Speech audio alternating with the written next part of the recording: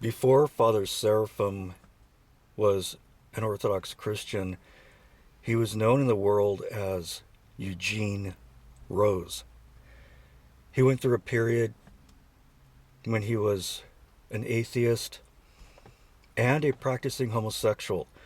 I'm not talking about having homosexual temptations. I mean, he actually engaged in the gross activity of homosexuality, and that is absolutely disgusting.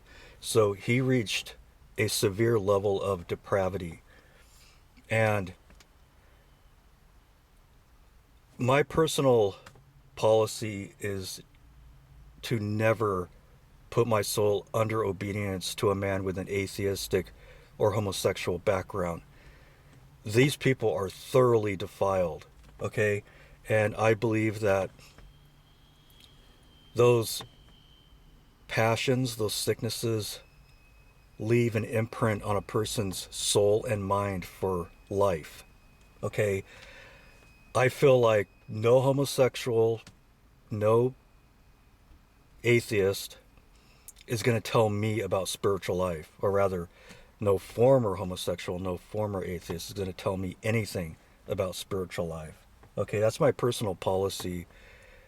And my other personal policy is that men with homosexual activity in their background should not be ordained priests. I don't know if the canons say anything about this, but if I had it my way, they would never be ordained. Okay. So Eugene converts to Orthodoxy, and I think he became a good monk and a good priest. I think he was pious, and he did good works like translating books and writing a lot of things. But I do believe that there's a tendency in Orthodoxy of exaggeration and embellishment. Like, for example, the book that was once written about him called Not of This World, that title is an exaggeration. Eugene Rose was very much of this world, you know, a depraved atheist and homosexual, very much of this world, okay? But he repented and became a devout Orthodox Christian. And also, I don't remember all the details on the back cover of the book Orthodoxy and the Religion of the Future, but I think there's some exaggeration there. And if I can get a copy of that and look at it again, I will specifically state what I think are exaggerations in the description to this video.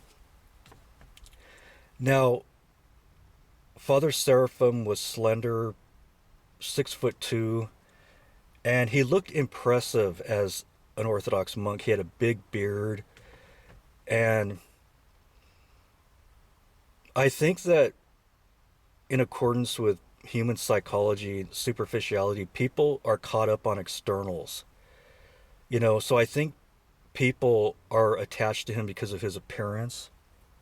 And everything I'm saying in this video is my personal opinion. But I do think that if Father Seraphim had been, say, 5'5" tall and weighed 200 pounds and didn't have a big beard, um, and perhaps didn't have the same education, but had done the exact same things and works in monasticism, he would not be given so much attention. This is my opinion. People look at appearances and externals. So I think a lot of it is superficial, shallow, psychological. But I do believe that Father Seraphim became a good priest monk. And he's actually a breath of fresh air to me now because I've realized in modern Orthodoxy there's so much modernism, ecumenism. So there's no such thing as conservative Orthodoxy. You're either Orthodox or you're not. And Father Seraphim was truly Orthodox. And, you know, he rejected evolution. He accepted the toll houses, young earth creationist. So I think he was a good, decent, pious priest, monk. But in closing, I'll just say people should be objective and not superficial and shallow. And his background was absolutely disgusting. But I think he's a good example of the power of Orthodoxy, the power of the Holy Spirit to completely redeem a man. I mean, look at this person's background: atheism. He studied Eastern philosophy, a practicing homosexual. But he was completely transformed. He repented, and he thoroughly repented, and he died to sin completely, as far as I can tell. This is the power of the Holy Spirit in Orthodox Christianity. So these are my thoughts on Father Seraphim Rose.